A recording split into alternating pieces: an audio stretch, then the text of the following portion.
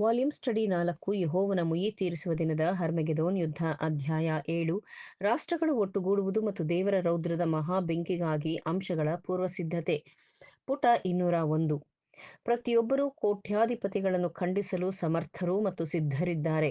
ಆದರೆ ಕೆಲವು ಪ್ರಕರಣಗಳಲ್ಲಿ ಆ ತೀರ್ಪು ಬಹಳ ತೀವ್ರವಾದುದೆಂದು ಅನಿಸುತ್ತದೆ. ಹಾಗಾಗಿ ನಾವು ನಮ್ಮ ಓದುಗರಿಗೆ ಅವರ ಬಗ್ಗೆ ಬಹಳ ನಿರ್ದಾಕ್ಷಿಣ್ಯರಹಿತವಾಗಿ ಯೋಚಿಸದಿರಿ ಎಂದು ಯೋಚಿಸುತ್ತೇವೆ. ಅವರು ಮತ್ತು ಬಡವರು ಕೆಲವು ವಿಷಯಗಳಲ್ಲಿ ಪ್ರಸ್ತುತವಿರುವ ಸಾಮಾಜಿಕ ವ್ಯವಸ್ಥೆಯಡಿಯಲ್ಲಿ ಇದ್ದಾರೆಂಬುದನ್ನು ನಾವು ಮರೆಯಬಾರದು. ಸಂಪ್ರದಾಯಗಳು ಅವರು ಬುದ್ಧಿ ಮತ್ತು ಹೃದಯಗಳಿಗೆ ತನ್ನ ನಿಯಮಗಳನ್ನು ಮತ್ತು ಕಟ್ಟುಪಾಡುಗಳನ್ನು ನಿಗದಿಪಡಿಸಿದೆ. ಶತಮಾನಗಳಿಂದಲೂ ಶ್ರೀಮಂತನಿರಲಿ ಅಥವಾ ಬಡವನಿರಲಿ, ಇಡೀ ಲೋಕವು ಒಪ್ಪಿಕೊಂಡಿರುವ ಕ್ರೈಸ್ತತ್ವದ ತಪ್ಪಾದ ಪರಿಕಲ್ಪನೆಯು ಅವರ ಮನಸ್ಸುಗಳ ಮೇಲೆ ಆಲೋಚನೆ ಮತ್ತು ಅಸ್ತಿತ್ವದಲ್ಲಿ ಹಿಂದಕ್ಕೂ ಮುಂದಕ್ಕೂ ಚಲಿಸುತ್ತಾ ಆಳವಾಗಿ ತಳ ಊರಿದೆ. ಅವರು ಇತರರು ಮಾಡುವಂತೆ ತಾವು ಮಾಡಬೇಕೆಂಬುದಾಗಿ ತಿಳಿದುಕೊಂಡಿದ್ದಾರೆ, ಅಂದರೆ ತಮ್ಮ ಸಮಯ ಮತ್ತು ತಲಾಂತನ್ನು ಉತ್ತಮವಾದ ಸಾಮರ್ಥ್ಯಕ್ಕನುಸಾರವಾಗಿ ಮತ್ತು ವ್ಯಾಪಾರ ತತ್ವಗಳಿಗನುಸಾರವಾಗಿ ಉಪಯೋಗಿಸಬೇಕು ಎಂಬುದಾಗಿದೆ. ಹೀಗೆ ಮಾಡುವುದರಿಂದ ಹಣವು ಅವರ ಬಳಿಗೆ ಹರಿದು ಬರುತ್ತದೆ, ಏಕೆಂದರೆ ಈಗ ಹಣ ಮತ್ತು ಯಂತ್ರೋಪಕರಣಗಳು ಸಂಪತ್ತನ್ನು ಸೃಷ್ಟಿ ಮಾಡುವಂತಹವುಗಳು. ಶ್ರಮವು ರಿಯಾಯಿತಿಯಲ್ಲಿ ದೊರೆಯುತ್ತದೆ. ಹಾಗಾಗಿ ಸಂಶಯವಲ್ಲದೆ ಅವರು ಯೋಚಿಸುವುದೇನೆಂದರೆ, ಐಶ್ವರ್ಯವನ್ನು ಹೊಂದಿರುವುದರಿಂದ ಅದನ್ನು ಪೂರ್ತಿಯಾಗಿ ಕೂಡಿಸಿಡುವ ಕರ್ತವ್ಯವಿಲ್ಲ, ಬದಲಾಗಿ ಸ್ವಲ್ಪ ಖರ್ಚು ಮಾಡಬೇಕು. ಅವರ ಪ್ರಶ್ನೆ ಬಹುಶಃ ಹಣವನ್ನು ದಾನವಾಗಿ ವಿತರಿಸುವುದು ಉತ್ತಮವೋ ಅಥವಾ ವ್ಯಾಪಾರದ ಮಾರ್ಗದ ಮೂಲಕ ಚಲಾಯಿಸುವುದು ಮತ್ತು ಕೆಲಸಗಾರರಿಗೆ ವೇತನದ ಮೂಲಕವೋ ಎಂಬುದಾಗಿದೆ. ಅವರು ಕೊನೆಯದು ಉತ್ತಮ ಯೋಜನೆ ಎಂಬುದಾಗಿ ಯಥಾರ್ಥವಾಗಿ ನಿರ್ಧರಿಸುತ್ತಾರೆ. ನೃತ್ಯಕೂಟಗಳು, ಔತಣಕೂಟಗಳು, ಮದುವೆಗಳು, ವಿಹಾರ ನೌಕೆಗಳು ಮುಂತಾದವು ಅವರಿಗೆ ಮತ್ತು ಅವರ ಮಿತ್ರರಿಗೆ ಸಂತೋಷವಿರಬಹುದು, ಅದಲ್ಲದೆ ಅವರ ನತದೃಷ್ಟ ನೆರೆಯವನಿಗೆ ಸಹಾಯಕವಾಗಿರಬಹುದು. ಈ ದೃಷ್ಟಿಕೋನದಲ್ಲೂ ಸ್ವಲ್ಪ ಸತ್ಯವಿದೆಯಲ್ಲವೇ?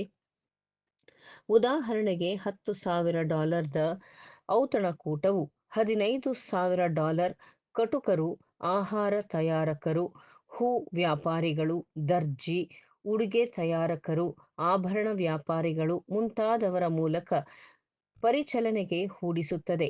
ಅವರು ಈ $800,000 ವಿಹಾರ ನೌಕೆಯು ಒಂದು ಬೃಹತ್ತಾದ ವೈಯಕ್ತಿಕ ದುಂದುಗಾರಿಕೆಯಾಗಿರಲಾಗಿ, ಆ ಮೊತ್ತದ ಪರಿಚಲನೆ ಎಲ್ಲಿಯಾದರೂ ಕೆಲಸಗಾರರ ನಡುವೆ ವ್ಯಯವಾದರೆ ಅಥವಾ ಇನ್ನೂ ಹೆಚ್ಚು ವ್ಯಯವಾದರೆ, ಅದರ ವಾರ್ಷಿಕ ವೆಚ್ಚ ಕನಿಷ್ಠ ಪಕ್ಷ $100,000 ಮತ್ತು 20 ಅಧಿಕಾರಿಗಳಿಗೆ, ಎಂಜಿನಿಯರ್ಗಳಿಗೆ, ನಾವಿಕರಿಗೆ, ಆಹಾರ ಪಾನೀಯಗಳಿಗೆ ಮುಂತಾದ ಇತರ ಖರ್ಚುಗಳಿಗೆ ಸಂದಾಯವಾಗುತ್ತದೆ.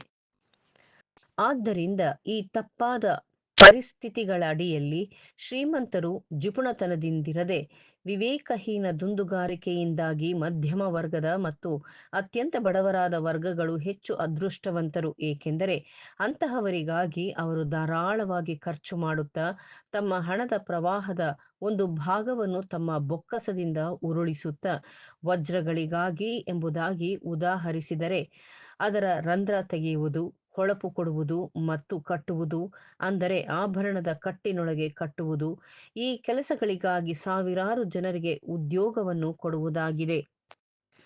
ಹೀಗೆ ಶ್ರೀಮಂತರ ದೌರ್ಬಲ್ಯ ಅಥವಾ ದುಂದುಗಾರಿಕೆ ಇರದಿದ್ದರೆ, ತಮ್ಮ ಹಣವನ್ನು ಕೂಡಿಸಿಡುತ್ತಿದ್ದರೆ, ಕೆಲಸವಿಲ್ಲದವರು ಮತ್ತಷ್ಟು ಹೆಚ್ಚಾಗುತ್ತಿದ್ದರು. ಹೀಗೆ ವಿಚಾರ ಮಾಡುವಾಗ ಶ್ರೀಮಂತರು ತಮ್ಮ ದುಂದುಗಾರಿಕೆಯಿಂದಾಗಿ ದಾನಿಗಳು ಎಂದು ಪರಿಗಣಿಸಬಹುದು. ಹಾಗಾಗಿ ಅವರು ಹಾಗೆ ಮಾಡಿದರೆ ಅವರು ಮಧ್ಯಮ ವರ್ಗದವರು ಚರ್ಚ್ನ ಒಡನಾಟದಲ್ಲಿ ಮತ್ತು ಜಾತ್ರೆಗಳು ಮತ್ತು ಹಬ್ಬಗಳಲ್ಲಿ ಧರ್ಮಾರ್ಥಕ್ಕಾಗಿ ಎಂಬುದಕ್ಕಾಗಿ ತೆಗೆದುಕೊಳ್ಳುವ ತಪ್ಪಾದ ವಿಚಾರಣಾ ಸರಣಿಯನ್ನು ಅನುಸರಿಸುತ್ತಿದ್ದಾರೆ. ನಾವು ಈ ಕ್ರಮವನ್ನು ಅನುಮೋದಿಸುತ್ತಿಲ್ಲ. ನಾವು ಕೇವಲ ಹಣದುಬ್ಬರದ ಕಾಲದಲ್ಲಿ ಶ್ರೀಮಂತರ ದುಂದುಗಾರಿಕೆ ಅವಶ್ಯವಾಗಿ ಅವರಲ್ಲಿ ಬಡವರಿಗಾಗಿ ಸಂವೇದನೆ ಇಲ್ಲವೆಂದಲ್ಲ, ಆದರೆ ಅವರು ದಾನವನ್ನು ವ್ಯವಹಾರದ ನೀತಿಯ ಮೇಲೆ ಯೋಚಿಸಿದರೆ, ಸಂದೇಹವಿಲ್ಲದೆ ಪುರುಷ ಮತ್ತು ಮಹಿಳೆಯರ ಒಂದು ಸೇನೆಯನ್ನು ನೇಮಿಸಿ ಅವರು ದಿನನಿತ್ಯದ ಹೆಚ್ಚಿನ ಹಣವನ್ನು ಹಂಚಲು ಮೇಲು ಉಸ್ತುವಾರಿ ನೋಡಿಕೊಳ್ಳಲು ಪ್ರತಿಬಿಂಬಿಸುತ್ತದೆ.